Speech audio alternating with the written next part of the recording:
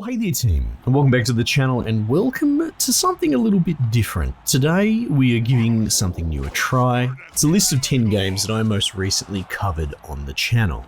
Now the hope is that this will help serve as a dot point summary of some sort of the 10 cool games that I think you might be interested in, and should you want to dive a little bit deeper, you can always check out the corresponding overview video that I did on said game. Now, for the most part, these will usually be indie games, but at the same time, I'll be covering anything that I find interesting. This could be from AAA to free on Game Pass, updated builds, or even something from the past if nostalgia does strike me. But regardless, here is a list, and I'll chuck them in a sort of order to give you an idea of where they sit in my mind share, for maybe something new that you hadn't thought of to try out, something out of left field. But yeah. Anyway, this is a bit of a ramshackle intro because we are experimenting. Let me know if you think this format is something that you'd like to see going forward. I personally would be pretty keen, so it'd be good if this is well received. So yeah, every 10 games, chuck up a bit of a video, giving you an idea of where we're at on the channel, give you some things to have a look at, save you having to watch every single one of my bloody videos, but maybe find something interesting in here to go and maybe look at the video that corresponds. And I'm also toying with the idea of having a sort of epilogue after the list where I go over what I've actually been playing on my downtime, perhaps some further thoughts as I put hours into games. And even if people are interested in saying, hey, I wouldn't mind knowing more about this game, you could poke and prod me and maybe I will put some more hours in the back end into something to give you a bit more of a, dare I say, review in progress. So lots of ideas floating around, but let's just start here for the time being. I hope you enjoy. Okay, so first out of the gate is Elix, or Elix, or however you want to bloody pronounce it. So I'm not a huge fan of this. This is kind of the bottom of my list from the 10, so let's get into that. It's published by THQ Nordic, developed by Piranha Bytes. I was actually kind of having high hopes because THQ dropped the Expeditions Rome recently, which is a whole series that I just stumbled onto by accident. Double A, think of a Divinity Original Sin sort of CRPG. Really cool, really solid, but just because they're published by the same people doesn't necessarily mean they're developed by the same people. So these guys are known for developing Risen and Gothic, so there is this sort of fandom, this sort of cult following behind this game. And what with the sequel coming up around the corner and this going on special, I thought I'd pick it up and have a bit of a look. And yeah, it didn't really make a great first impression for me personally. Just going back and checking Steam now that it's full price, it's going for 70 Australian dollars. So that's more than actual AA price. So they're asking AAA price for this game, and I only bought it on sale. I mean, it's a hard to recommend sort of game. It's janky, it's messy, it doesn't make a fantastic first impression. I mean, I suppose there's a charm to it, and maybe if I put 50 hours, I'd come around, but I don't have 50 hours to just give this mess of a game. So that's my thoughts. Might be a little bit harsh, and again, I don't want to trot on the toes because I know there is a big fan following of this sort of developer. The sequel looks interesting. I'm still keen to check that out, but I mean, it'd be a pretty hard sell to get me to put much more time into this than I already had. However, like I said, it has a charm, it has a AA jank to it, and it is definitely that sort of open world RPG that people crave. And honestly, good ones, they're hard to come by. So I will give it its dues. It might actually really tick the box for those that are looking for something like this, but yeah, not really for me. Okay, so next up, Achilles Legends Untold. So this is developed and published by Dark Point Games. I'm not really familiar with them. I don't believe they really have any pedigree before this, but I could be wrong. So I think this is their first cab off the rank, so to speak. This was also a sort of early pre-release build, so I am very sympathetic to it. You know, this isn't out, it's play testing and it's sort of invite only, so it is very early, so let's take all that with a grain of salt. The reason that this sort of sits lower on my list is because I feel that this game has a little bit of a fundamental developmental identity problem. It's not that it's got the early development jank or placeholder assets or anything like that. That's not the problem. In fact, this game is polished as bloody anything. It's so beautiful. It does the sort of that deserty vibe and aesthetic really, really well, which I did comment on the video that it's cool to see modern gaming covering that a bit more, because you go back a generation or two in games and deserts were just boring and brown. So yeah, it's absolutely one of the most gorgeous games that we've probably looked at in recent times, and it plays out as a sort of top-down isometric beat-em-up brawler, but it's playing very close to a sort of Dark Souls game. The closest thing I can think of is like Assault and Sanctuary, where it takes the Dark Souls sort of mantra or core, and then it changes perhaps the perspective. Now, where Assault and Sanctuary kind of nailed it because it actually kind of played very close to the formula, Achilles is kind of missing the mark with some of the concepts, right? The core mechanics are there, you know, your iframes, your Estus flasks, your dodges, your parries, that sort of thing. However, it is very limited in its sort of scope as far as weapon sets go. Now, that could be because it is early days and they just don't have a lot to show. But if you're going to start giving it to, dare I say, members of the press to have a look at it, and you're going to take imagine looking at Dark Souls, but all you can use is literally one weapon. You can't dual wield it or anything like that. That wouldn't have made for a great first impressions for Dark Souls, I wouldn't think. So there is these limitations, which I think are more developmental as opposed to asset based. And then again, the fact that your time to death is really quick. A lot of things like enemies being able to stagger you and chain stun lock the player, whereas stagger's not really working so well for the player. And then having to go back and run through your souls and that, it doesn't seem to quite work. I always applaud developers for trying something new, for going above and beyond, because we don't just want sequelitis, we don't just want Dark Souls clones, but sometimes there is a reason why one game or one company blows up and does it the way they do it, and that's because they have the winning formula.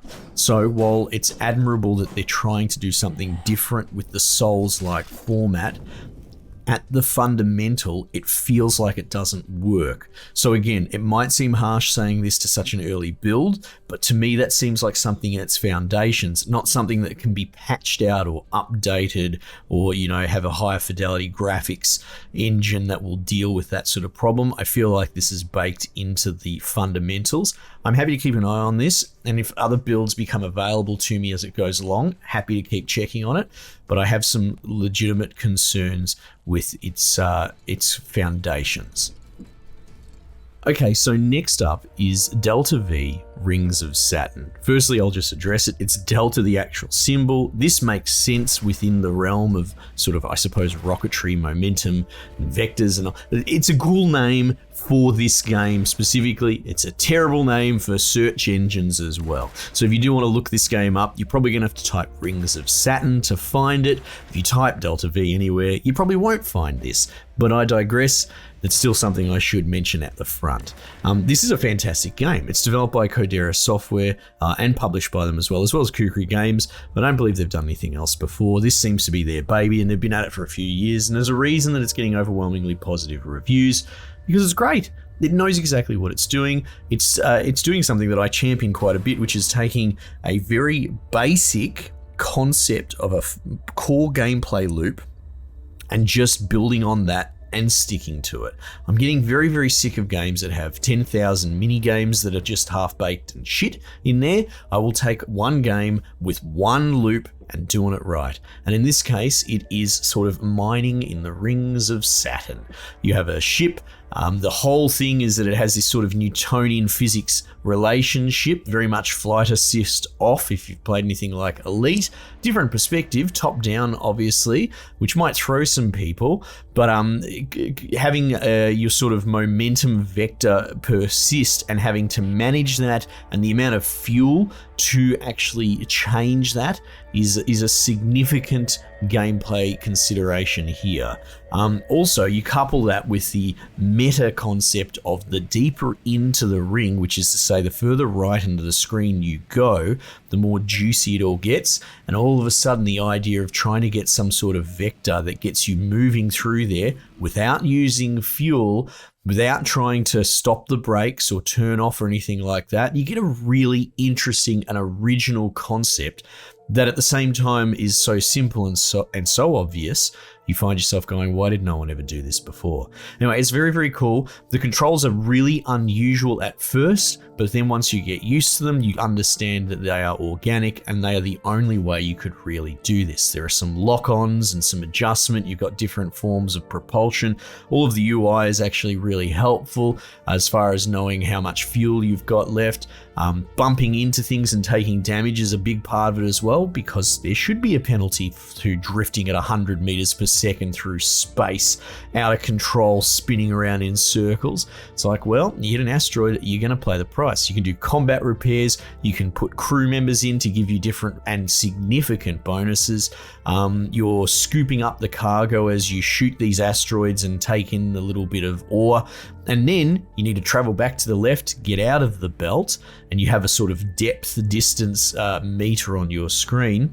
And then you return to base, you spend it on upgrades or buying new ships or crew members. You can play a pretty basic stock market so you can hold on to your resources. And that's it. And that's all it needs to be. It is incredibly well realized as a concept, and it doesn't try to be anything more than that. And it's a fantastic game, basically. I highly recommend it. You should check it out. So next up is The Life and Suffering of Sir Bronte. I had a bit of a look at this probably a year ago when it first came out. I believe the developer reached out to me recently, and they just got me on the right day, and I thought, yeah, why not? Let's have another look at this. It's developed by Sever. I don't think they've done anything before, but they do have a game coming up in the future. I think it's called Mother of All Secrets, and it looks like to be playing closer to this visual novel, you know, gameplay light. It's more of like a card-based choose your own adventure. But hey, you know what? It's good to see, because to me that means that they had enough success to greenlight the next project, so good for them. But beyond that, I think that's all they've really got. They're publishing with 101 XP, which is a sort of smaller company that's done a couple of sort of indie things that I haven't really looked at, so maybe I'll keep a bit of an eye on them. But yeah, they've got a few, maybe half a dozen releases under their belt. So, Sir Bronte, what is this? Well, it's a dreaded visual novel, which I am very touch and go about. I won't turn this into a rant, but the long and short of it is I find visual novels, especially the extreme end where they're just a PowerPoint slide, they can be wonderful, interactive fiction, but it's just that I don't really see a lot of them as video games. Often I see them more as, akin to a podcast or an audiobook or even a movie, but something maybe that shouldn't be on Steam. But that's a deeper conversation for another time. So Bronte is beautiful. It is well written, very compelling narratively, but yes, gameplay light, but still fun, actually, and still interesting. Very much the choose your own adventure, leveling your character. It does have like a willpower system, which stops you from power fantasying too much. It's all good and well to make your character, let's say the Mass Effect example of pick the red one or pick the blue one. And then you make this character that picks all blue, but no one ever really asks, what kind of person picks every single good decision? You might be a good person in your life and aspire to be a good person, but show me your message history and let's dig back a few years. I'm sure you've done some naughty things and you've got some secrets you'd like to keep. No one is perfect. And something that it sort of tries to address is that in that you have a willpower that can be exhausted, and while you think you might want to make this decision, you desperately want for your character to make this correct decision. They're too exhausted, they're too run down from the events that they've already had to deal with in life, and hey, that option's not available to you, so you just have to make the best of a situation. It's kind of unique, it's really interesting. I'd love to see this more in narrative decision making in RPGs. Because often you're only really locked out because, maybe you don't have you don't have 18 intelligence, or you haven't unlocked a particular tree. But I kind of like the idea of, the individual, the exhaustion of the soul, perhaps, not to go too deep, but the idea that a character can just not be up to it. It's those times when people come to you and you're exhausted and you're run down and you snap at them and you say the wrong thing, and those are interesting parts of the human experience which I don't think are very much covered in narrative decision making. But anyway, all that aside, it has a really interesting world. It's very not subtle about sort of class hierarchies and all that, but that's fine. It doesn't seem interested in making commentary, more about having a hierarchical based sort of social system and you trying to navigate that and find where you fit in all that. It's a cool world setting and it seems to be handled tastefully from what I've played. Anyway, so Bronte, especially if this is your sort of thing in your wheelhouse, you should check it out. Okay team, so next up is Northgard, and specifically we looked at the Clan of the Rat DLC. Oh god, I'll try and pronounce it. Dogsvaga, I think is how it goes. So this is developed by Shiro Games under the banner of Shiro Unlimited, which I believe is just what they've rebranded their publishing arm to. I'm a big fan of Shiro Games because of Northgard. I've been a big fan of this for the years that had just been out, basically. I think they did Evoland, which I'm not sure I ever really touched. They've had some hits and some misses. Darksburg wasn't for me, but you might find curious. It is a Left 4 Dead style 4-player co-op zombie fighter, except in the perspective and mechanics of a MOBA of all things. So that top-down skill shot based sort of thing, but kind of Left 4 Dead. Really interesting. Check it out. Missed the mark for me. Not a big fan, but their newest release is actually War Tales that they're working on. I believe I covered it on another channel, but maybe we'll look at it on this channel. And that plays out like something like a Battle Brothers, but more real time, kind of running your mercenary band and around the open world. It's still very early days, but it's wonderful and fantastic, so you should check it out. So anyway, so their pedigree I'm very familiar with. Call me a fan.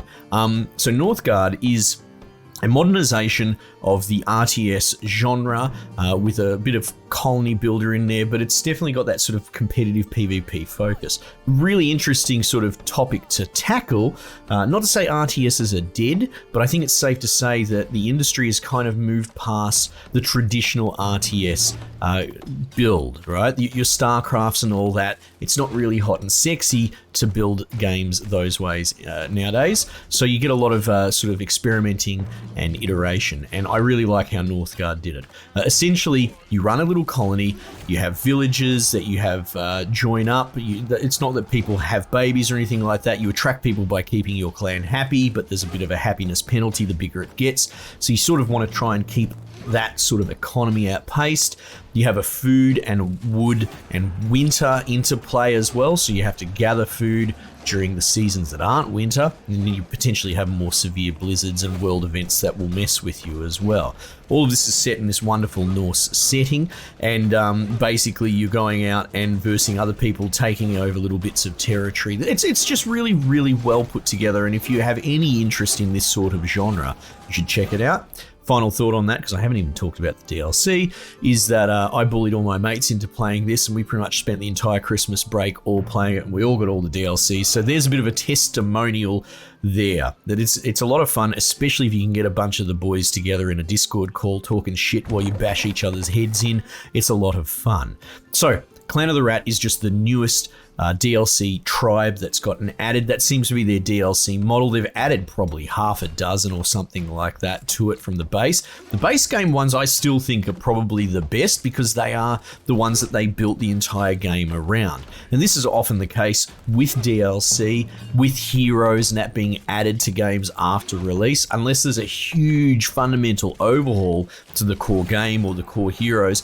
Often it can be hard to sort of tack on things. But having said that, that doesn't make this bad at all. In fact, I would applaud the developers for coming up with really, really unusual and radically different clans, and the Clan of the Rat's no different. So this is very much focused on, you don't really have houses anymore for population limits.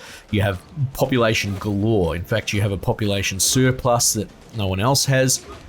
Everyone comes to you sort of wounded, and you can overwork people as well. So increased work output at the cost of basically bashing your people to death. It's very, let's say if we wanted to build a railroad, you'd probably do it with this team. And that's sort of the core of it as well, is working your dudes to death, I believe, pretty much in sync with them turning up to replace the last guys. Poor taste? I don't know. Maybe. Definitely interesting mechanic. Couple that in with you've got more overworked sort of healers compared to the other teams as well. It's very much a territory rush, aggressive, throw the people on the cogs kind of build. And I find it actually really interesting. Personally, not for me, if we're being honest, but Northgard I love, and I will come up with any excuse to play it. So I'm glad. I'm glad that they're doing different stuff. It's not just the same. I would have been disappointed if it was exactly the same as something that I was familiar with or comfortable with. So I'm glad to see a really, really different team added to it. And I hope they keep throwing more DLC at us. Okay, so next up is Loop Odyssey. So straight out of the gate, we need to address the elephant in the room. This is not Loop Hero, although it looks a lot like it, a lot of aesthetic, and it's also taking a loop concept. Now, once you get in the front door and go a bit deeper, you'll actually come to realize that there's a radical different gameplay loop. However, at first blush, this might be a bit too on the nose for people, bordering on rip-off as far as the sort of marketing approach seems to be. And to be honest, because I'm a huge fan of Loop Hero, and I saw this and I saw it wasn't affiliated, and that's why it took so long getting it. This came out in December, and I only just bought it the other day because I guess arguably it did kind of crack me. I was too curious not to look at it, but I also checked some videos as well. So if you found that you've been standing off on this because you're like, what is this shovelware rip-off nonsense, ripping off a fantastic game and trying to ride its coattails, I felt the same way. I was apprehensive, but I finally did some research and checked it out, and God, I'm glad, because I love this game. I can't say as much as Loop Hero, but for very, very different reasons. So I'll put it out there. You never know if the developer or budding developers ever hear this. Maybe don't do this. It's probably not the best way to do it. However, I did finally crack months later because I was too curious not to. So, hey, maybe I'm the sucker in the end, and it's just a longer tail marketing ploy. But regardless, it's a great game. So, first, it's worth mentioning Loop Hero, very original, sort of idle RPG. Your dude runs around in loops, you iterate on the landscape, and then you get equipment from killing the baddies. You essentially add the challenge to the loop and then get loot and level up the loop. So it's very much an RPG, and the loop is sort of just a consequence of that. Funnily enough, the loops are only really a part of it. This is more about writing a looping script, right? Which probably doesn't sound very sexy to anyone that's never done any sort of code or anything like that. But you're putting in a whole bunch. It's not coding. Let's just be clear on that. But you are writing in directions for a long loop to get your dude moving around and exploring this world.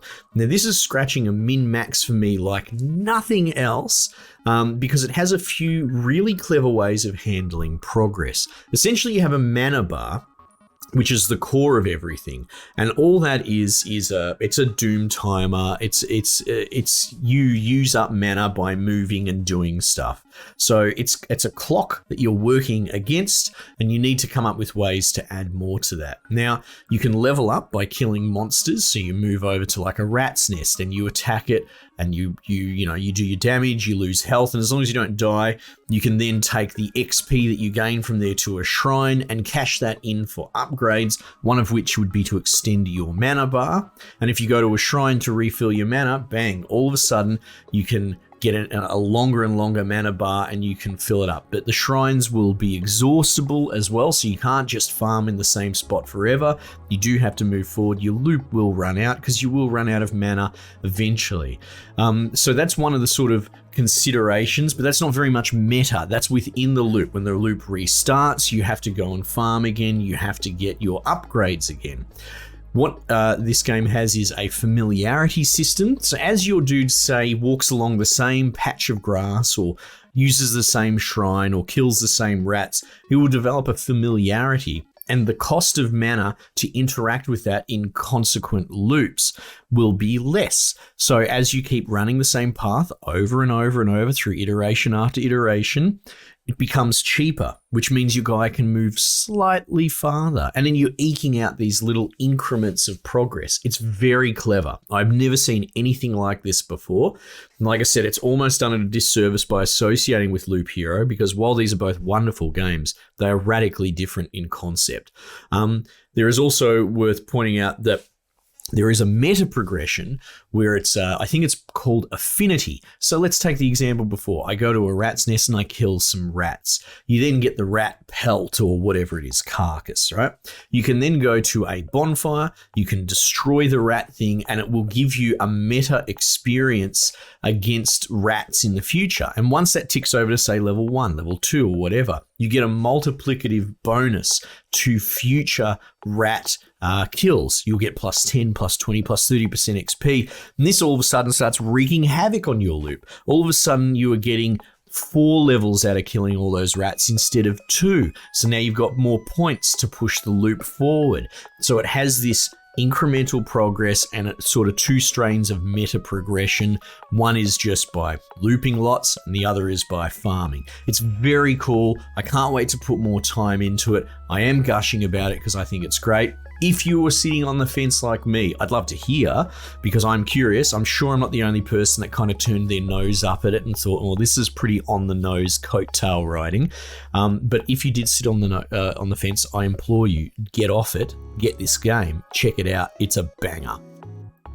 All right, so next up is Distant Worlds 2. I was fortunate enough to have a look at a sort of preview build. I believe I only have a short amount of time with it, and I'll be looking at the full release more than likely when it does come out down the track. It's kind of around the corner, so this is sort of a bit of an influence, I don't know what you would like to call it, taste test, part of the marketing machine. I know where I sit in it all, but regardless, it was a treat to have a look at this game, because I'm smitten. I'm actually really blown away, which is great because I bounce off 4Xs like no one's business.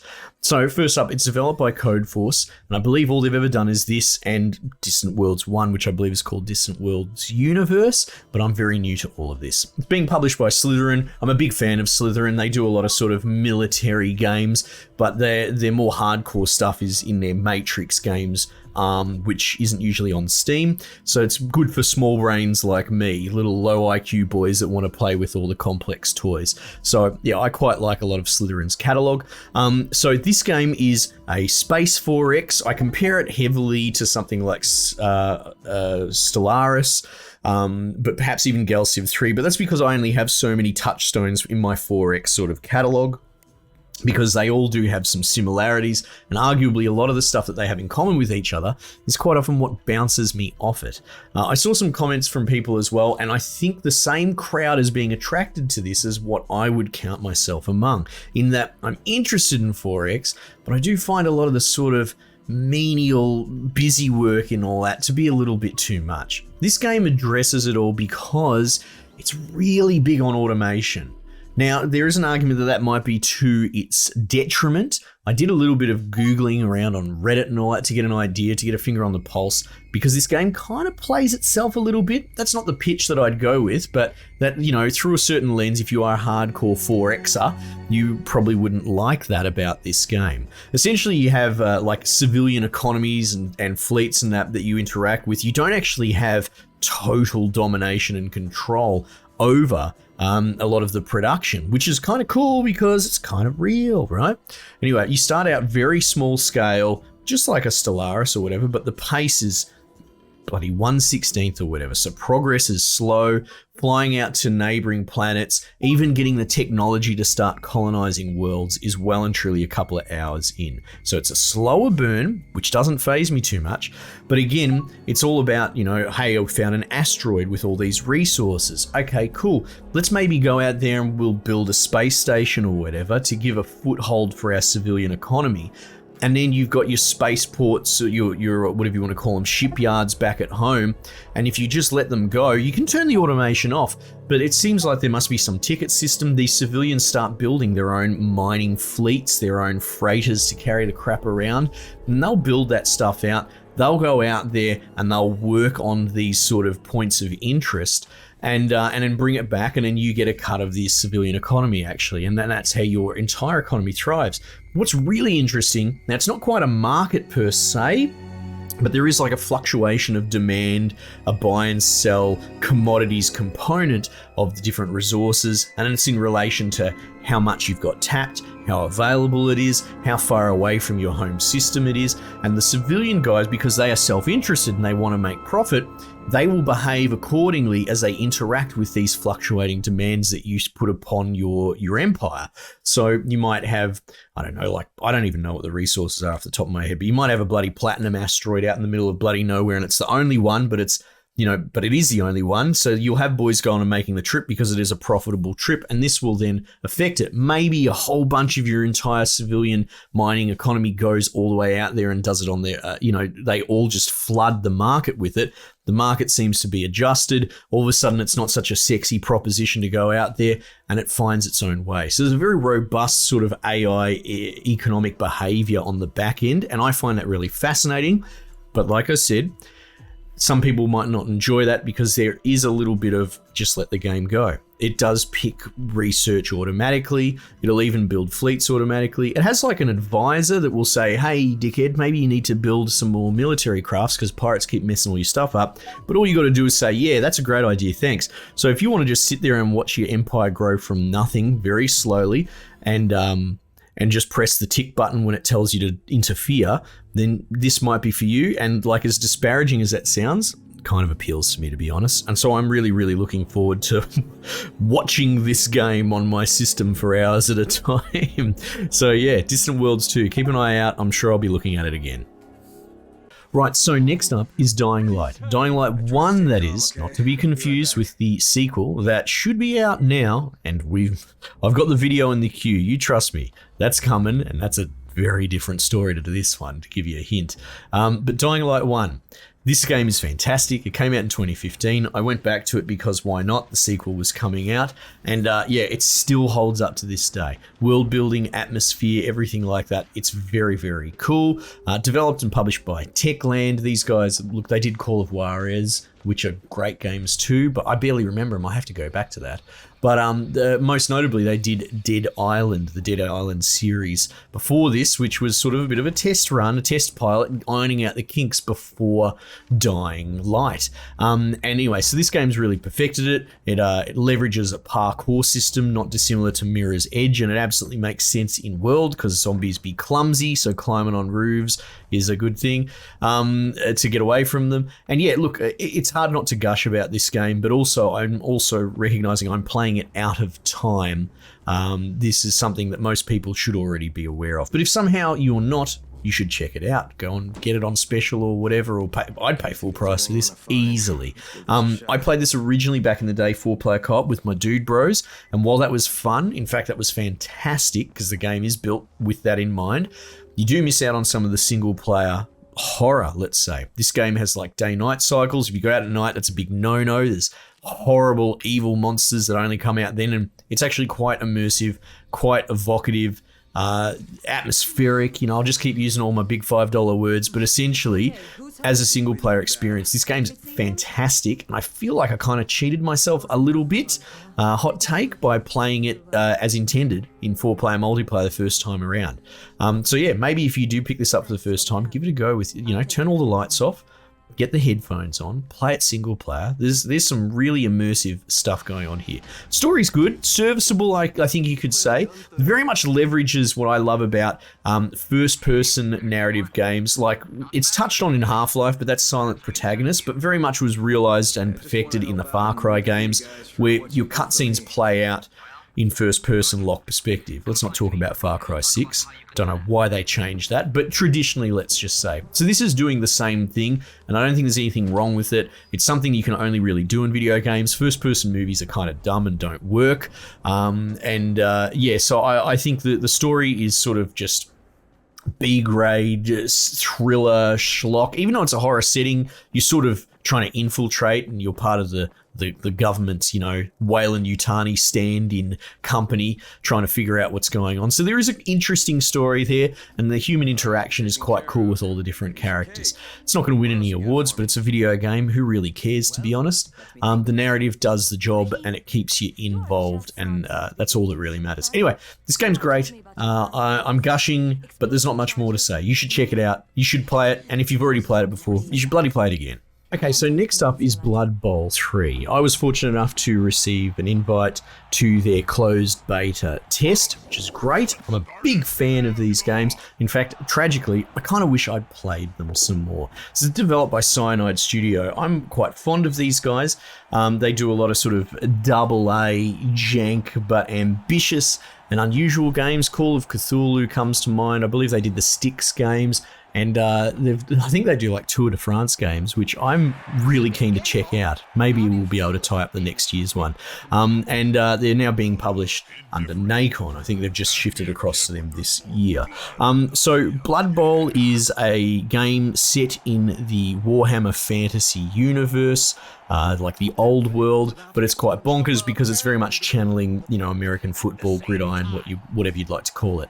This was a sort of specialty game that I played a lot when I was a kid growing up on the tabletop, Blood Bowl tabletop, along with something like Mordheim. Big fan of both those games. I'd argue I like them more than the actual Warhammer games. So yeah, at its core, it is a turn-based game based on a board game, and in the last 2 iterations, it has maintained that, and it seems to be the same here. Now, is this more of the same? I mean, look, it depends how cynical you want to be. I really enjoyed my time with it. I don't think I have access to it anymore, but the polish is just going from strength to strength. That cannot be denied. The core loop is ostensibly the same, but it looks so much prettier, and it's been pretty janky in previous versions, and so it's going from strength to strength. But it's also noted that they're doing a lot for their sort of narrative, their campaign. A lot of the little sort of cutscenes are kind of like adverts that are very much aping on the ones that you'll see around sports and you got Adidas and all that sort of stuff. You've got all these very in jokes in the sporting thing. But to be honest, I think they handle them so well, and this could just be personal taste.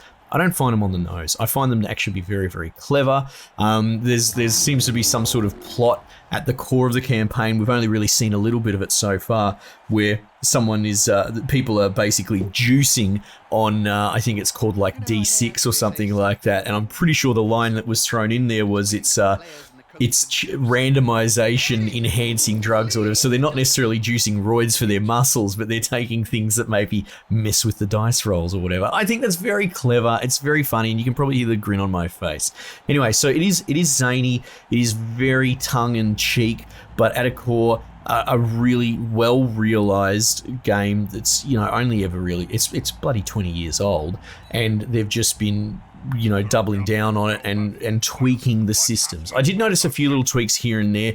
It's not really worth going into it, but yeah, this isn't some overhaul. It's just more of the same, but getting the updates and the touch-ups that you kind of want it to do. I will note though, this could have been just the build, but I'm pretty sure it's the same with the other versions of the game. I don't think you can save mid-match, and just because of the way that these matches play out, they can be very long in the tooth. Don't get me wrong, I love it, but I think if you're going for more than 30 minutes without offering the player the ability to save state or something like that, you're not living in 2022. And that was a problem I had with the previous Blood Bowls, and that's kind of what was a barrier for me. Now, I'm hoping to get some more time in, but if you get home from work and you're trying to, punch a beer and escape reality, I wouldn't, you're not going to get more than one match in, maybe, depending on how intense it is and how much you sweat for your decisions, because a match can go upward of an hour per. So that's one of those things, just keep in mind in the back of your mind. But again, like I said, this is still an early beta build, and it is looking bloody good. Okay, so last but absolutely not least is Devil's Spire. So this is developed by, I believe it's pronounced Ethero Sumi, just a single developer dude making his own game, and this game slaps. I'm very taken with it. It is a first-person dungeon crawler.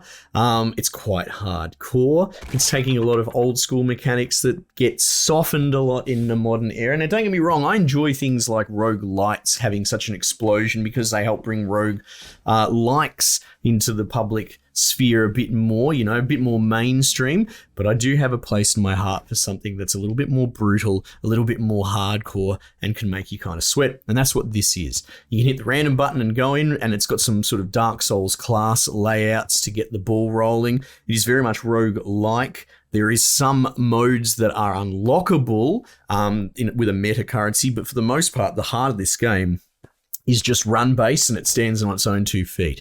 You start in a little sort of town. You can lean in and buy some things with your starting gold, buy some spells, buy some armor, that sort of thing, and then off you go. You do floor-based runs, loot, go through. It has a very cool old-school art aesthetic. I quite like all the animations and that as well, but yeah, this is just a really solid, hardcore roguelike dungeon crawler, and there's not much more to really say than that, other than that you should check it out, because I'm pretty sure this is still very obscure and very much under the radar, even though it released earlier this week. Absolute gem of a game, and it's my delight to bring it to your attention. So let's put a pin in this with a quick little exit, outro, whatever. Again, this is a bit of an experiment. It's turned out to be a lot longer than I supposed, but I mean, if we're doing 5 minutes per game and we're going to cover 10 bloody games, I should just be thankful that it's as short as it is. I still enjoy doing this, though, and I can absolutely work this into my rotation too. So please do, if you made it this far, if you found this interesting, if this is something you'd like to see more of, I'd love to hear it, because that may well be all the difference between whether we do or whether we don't. Again, I'm considering putting like a debrief on the end of this as to what I've been playing during covering those 10 games, but now that I realize how long this video turned out, maybe not. I'm not super interested in being hyper editing or tightening it up with a script. I quite enjoyed just the free flow couple of minutes talking about what I took away from each game. So yeah, this format will probably stay the same. And yeah, that's it. I guess we'll just sort of end there. Let me know what you reckon. Check out these videos of these other games if you found them interesting, or maybe you missed it. And yeah, I look forward to doing another one of these for you.